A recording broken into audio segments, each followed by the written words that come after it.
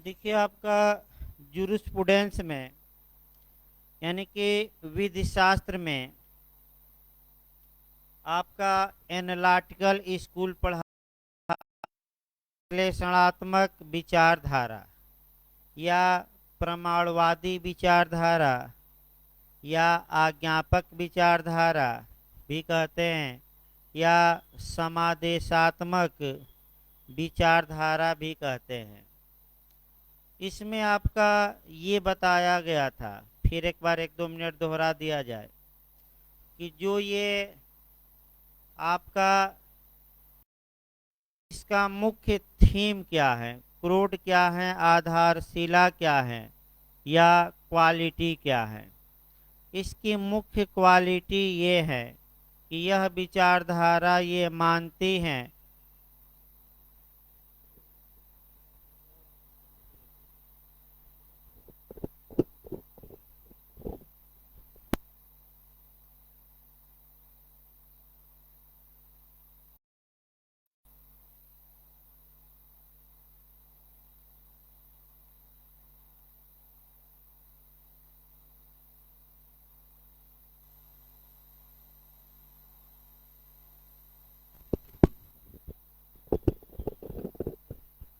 Hello, ये विचारधारा ये मानती है कि विधि जानबूझकर बनाई जाती है, पाई नहीं बताया था कि इस स्कूल को 3 पार्ट में बांटा गया है, एनालिटिकल फर्स्ट, एनालिटिकल सेकंड और एनालिटिकल थर्ड।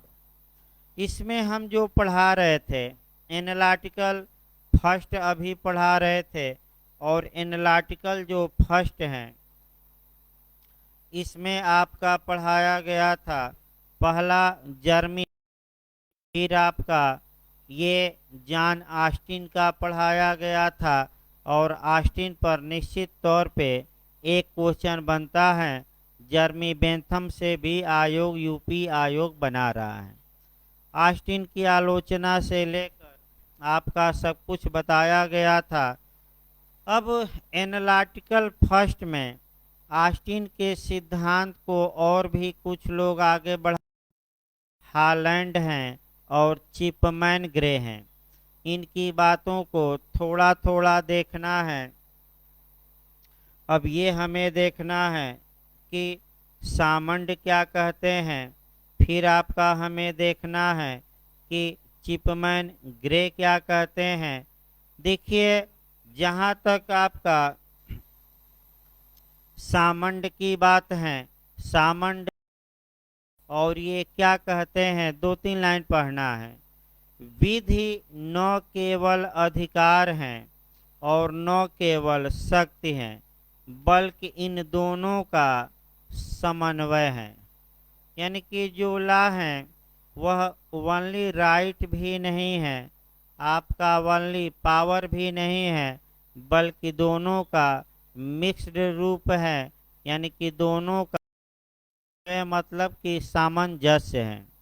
फिर ये कहते हैं यहीं को जब जो कोटेशन बताया जा रहा है यहीं ज़्यादातर यूपी आयोग पूछा है, इसी कोटेशन को याद रखना है। विधि राज्य की आवाज में मनुष्य द्वारा की गई न्याय की पुकार है। फिर एक बार देखिए, ला क्या है, विधि राज्य की आवाज में मनुष्य द्वारा की गई न्याय की पुकार है। इसका मतलब ये हुआ कि जनता कहती है वी वांट जस्टिस। अगर जनता न्याय मांगती है तो राज्य उस विषय पर क्या बनाता है, ला बनाता है, कानून बनाता है। एक उदाहरण हम भारत का देखते हैं, दिल्ली का निर्भया कांड हम देखते हैं।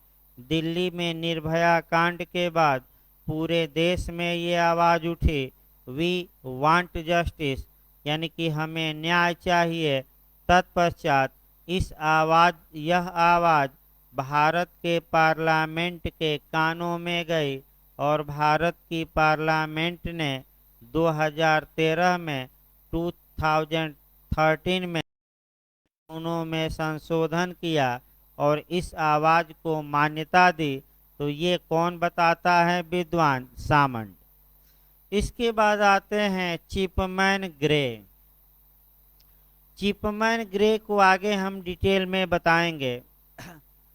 यहाँ से कुछ लोग क्वेश्चन भी पूछे हैं जो अगले चैप्टरों से हैं आपका सोशल मीडिया पर, लेकिन उनका जवाब न्यायाधीश केवल विधि की व्याख्या ही नहीं करते बल्कि विधियों का निर्माण भी करते हैं।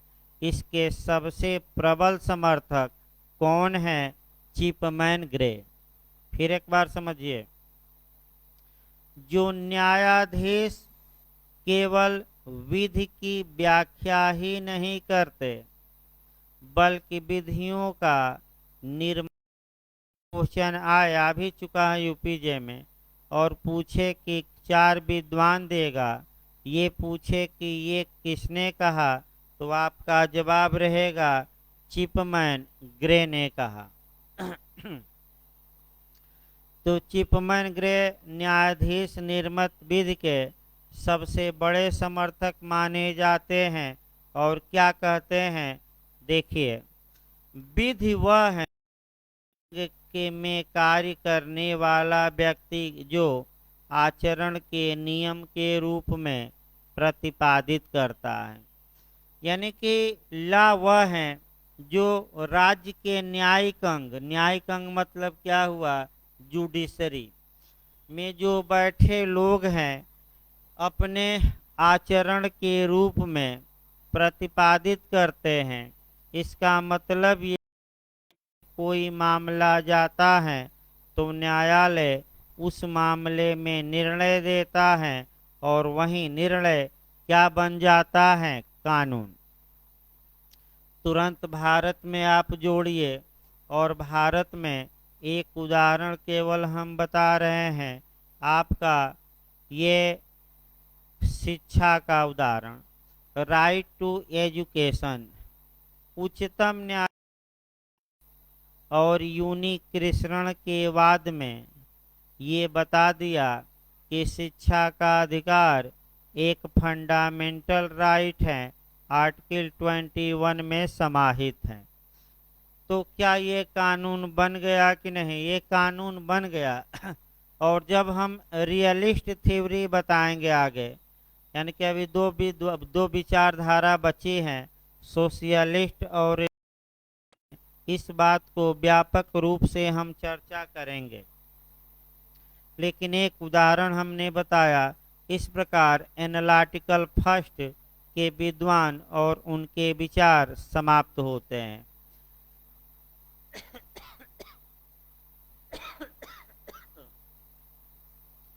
अब आइए हम चलते हैं एनालिटिकल सेकंड या प्रमाणवादी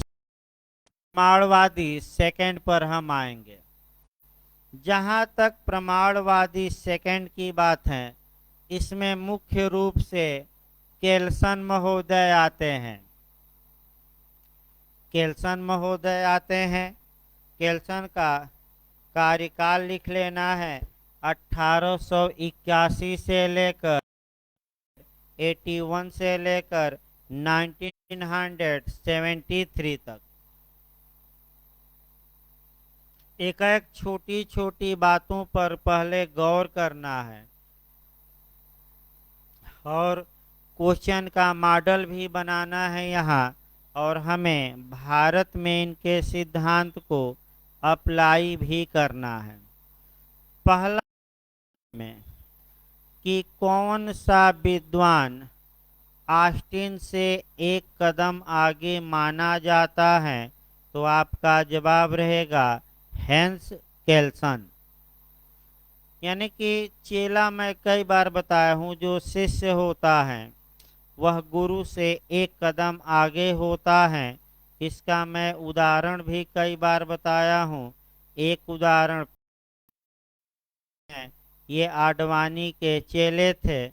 आडवाणी बेचारे पीएम और प्रेसिडेंट बनने का सपना ही देखते रहे, यानी कि गुरु गुड़ रहा और चेला चीनी बन गया, यानी कि पीएम बन गया।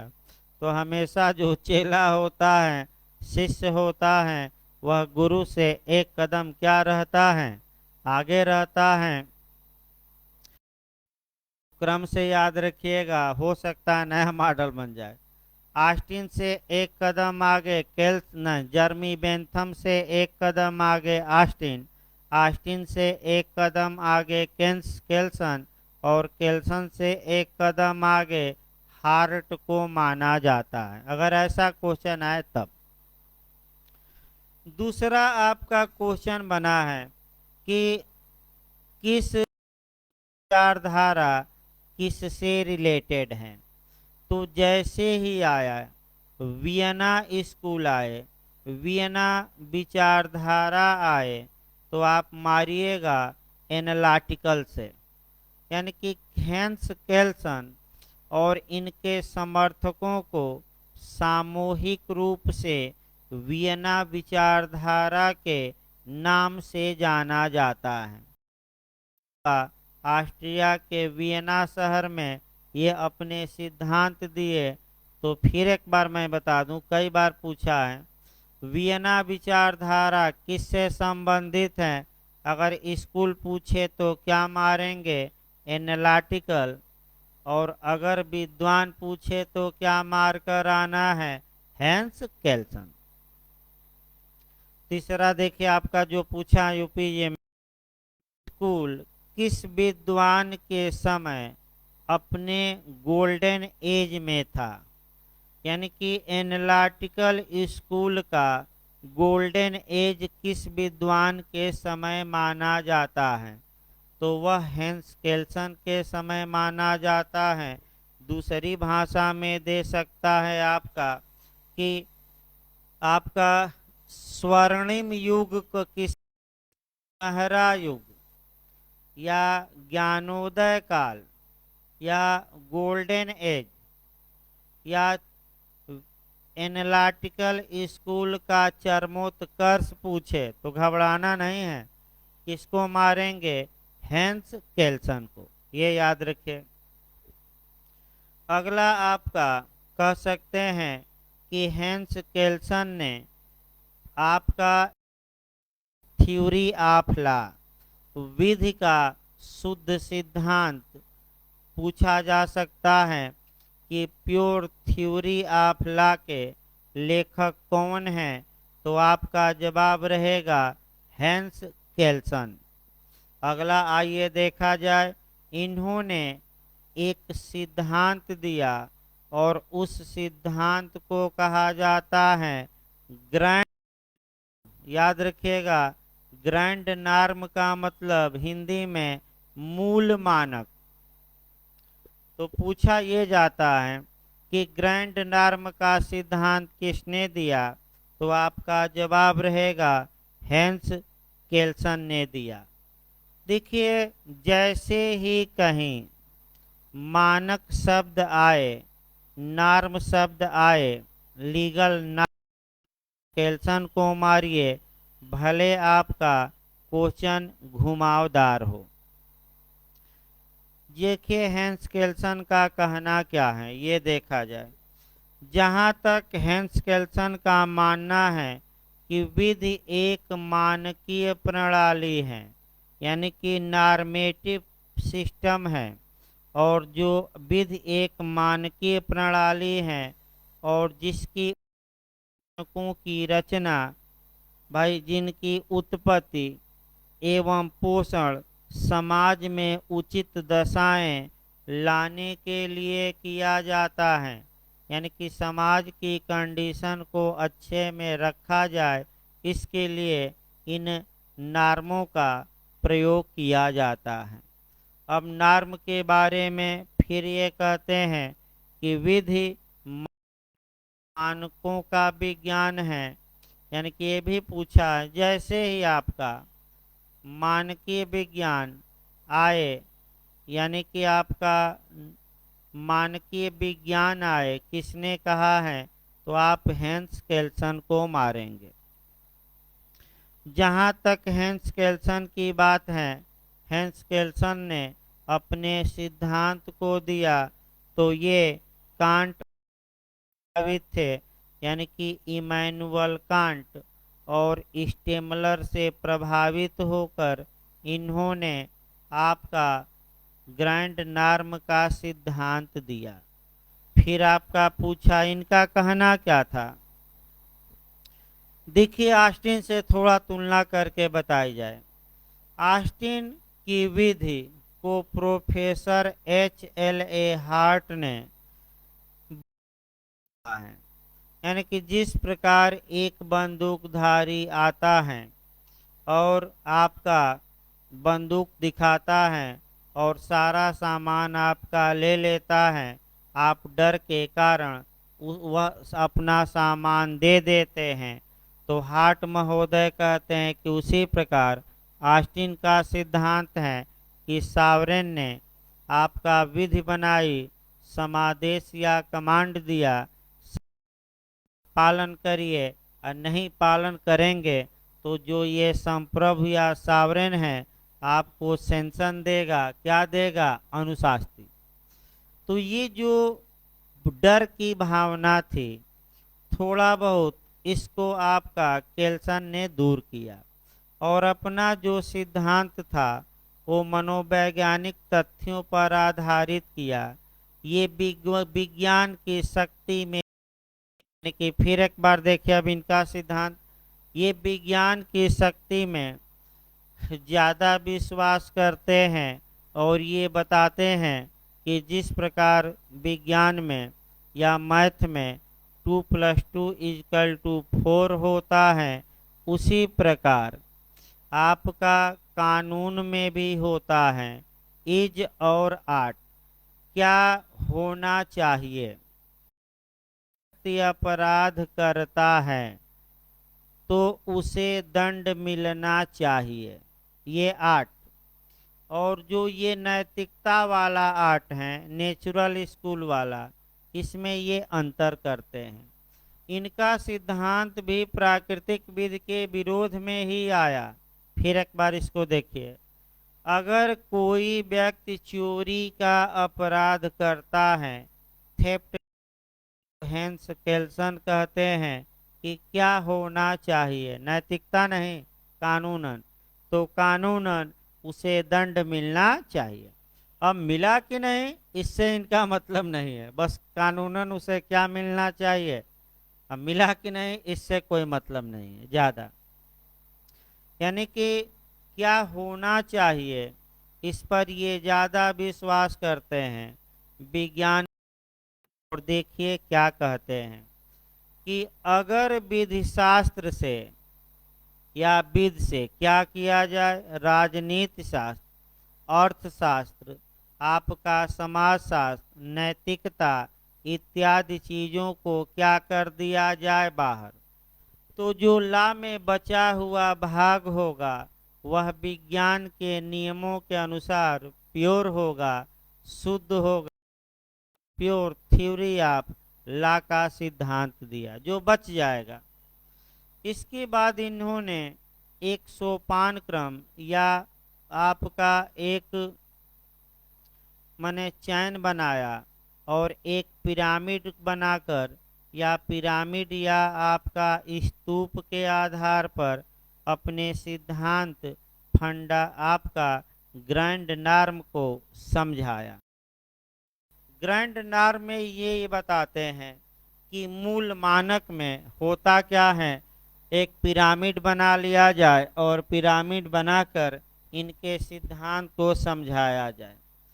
देखिए पिरामिड बना रहा हूं मैं भी, ये पिरामिड या स्तूप हो गया, स्तूप कहा जाता है हिंदी में। ये कहते हैं कि एक होता है ग्रैंड नॉर्म, यहाँ जो बैठा है सबसे ऊपर, ये आपका कैसा कानून हो गया, सर्वोच्च, यानी कि ये सर्वोच्च मानक है। अब इसके बाद ये जितने नीचे वाले मानक या होंगे, नॉर्म होंगे, वे इस सर्वोच्च मानक वायलेशन करने की क्षमता इन निचले मानकों में नहीं है। निचले मानक अपनी वैलिडिटी या वैधता किससे प्राप्त करेंगे? ग्रैंड नॉर्म या मूल मानक। मूल मानक एक प्रारंभिक स्थिति होती है और ये है, यानी कि इसका कोई आप बता नहीं सकते। हेंस केल्सन ये कहते हैं कि ये जो ओरिजिनल आपका नॉर्म है या ग्रैंड नॉर्म है, ये जो मूल नमूना है, ये कहाँ से जन्म लिया, ये विधशास्त्रियों के बस की बात नहीं। भारत में इनके सिद्धांत को देखते हैं तो जो हमारा कॉन्स्टिट्यूशन है, संविधान है, इसे हम क्या मान लें? मूल मानक। अच्छे से जानिए, ये ग्रैंड नॉर्म माने सर्वोच्च शिखर पर बैठा है कानून में। और जितने अन्य कानून हैं कि जो ये सबऑर्डिनेट नॉर्म हैं, मानक हैं, ये कॉन्स्टिट्यूशन का वायलेशन नहीं कर सकते और कॉन्स्टिट्यूशन से ही ये वैलिडिटी और पावर प्राप्त करते हैं। अब इसको 3-4 एंगल से भारत में हमें देखना है। पहला एंगल हमें केस के पहला हम केस देखते हैं गोलकनाथ का केस। गोलकनाथ वर्सेज पंजाब राज्य का केस देखते हैं। AIR 1967 आपका सुप्रीम कोर्ट का। फिर एक बार देखिए इसको, IC Golaknath versus state of Punjab 1967 आपका सुप्रीम कोर्ट। जज की संख्या पूछी जाती है 11। कितने जज थे टोटल? 11 जज थे। अब कितने से निर्णय आया? 6-5 से, यानी कि 6 बहुमत में थे और 5 क्या थे? अल्पमत में थे। 6-5 से निर्णय आया। न्यायाधीश पूछा गया है, मुख्य न्यायाधीश थे जस्टिस सुब्बा राव, गलत न हो। इस केस में मुख्य न्यायाधीश कौन थे? जस्टिस सुब्बा राव। इसके बाद आपका क्वेश्चन एक बना है यूपी में कि इस केस में निर्णय किस तारीख को आया? तारीख तक बना है, तो इस फरवरी को आया। 27 फरवरी 1967 को इस वाद में जजमेंट दिया गया। अब क्या जजमेंट आया ये हमें देखना है। एक और हम बता दें, इस केस में जो 2 पुराने केस थे उनको ओवर रूल किया गया। उनको सेठ साद का और दूसरा सज्जन सिंह का, यानी कि गोलक न, ये भी यूपीजे में आ चुका है। शंकरी प्रसाद दूसरा सज्जन सिंह के केस को गोलकनाथ के वाद में सेटिसाइड कर दिया गया, यानी कि उलट दिया गया, अपास्त कर दिया गया। और क्या कहा गया ये समझिए। उच्चतम न्यायालय ने ये कहा, अधिकारों में, यानी कि हमारी पार्लियामेंट फंडामेंटल राइट में एमेंड या संशोधन नहीं कर सकती, क्योंकि हमारा जो ये कॉन्स्टिट्यूशन है ये हेंस केल्सन के अनुसार क्या है? ग्रैंड नॉर्म, और ग्रैंड नॉर्म को चेंज आप नहीं कर सकते, ये हेंस केल्सन के अनुसार। दूसरा केस आइए देखा जाए, केशवानंद भारती वर्सेज केरल राज्य। दूसरा केस है केशवानंद भारती वर्सेज केरल राज्य।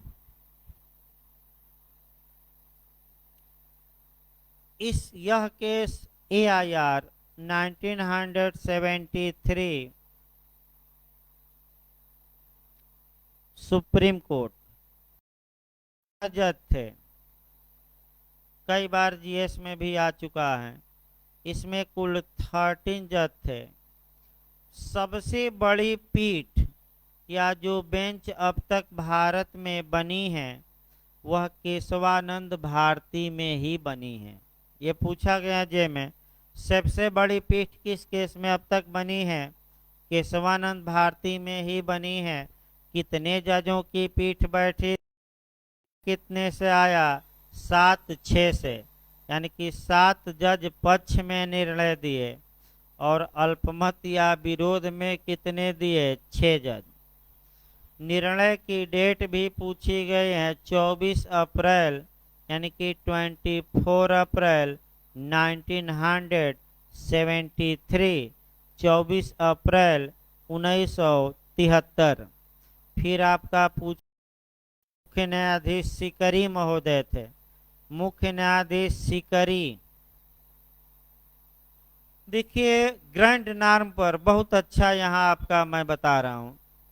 भारत के उच्चतम न्यायालय ने यह कहा, यानी कि गोलकनाथ की बात को सेटिस्फाइड कर दिया गया और ये कहा गया कि भारत की संसद फंडामेंटल राइट्स संविधान में कहीं भी संशोधन कर सकती है, लेकिन संविधान संशोधन द्वारा जो संविधान का बेसिक स्ट्रक्चर है, बेसिक स्ट्रक्चर का मतलब जो मूल ढांचा है, जो संविधान के मूल मानक हैं या संविधान के जो मूलभूत सिद्धांत हैं या संविधान है, उसको डिस्टर्ब नहीं किया जा सकता।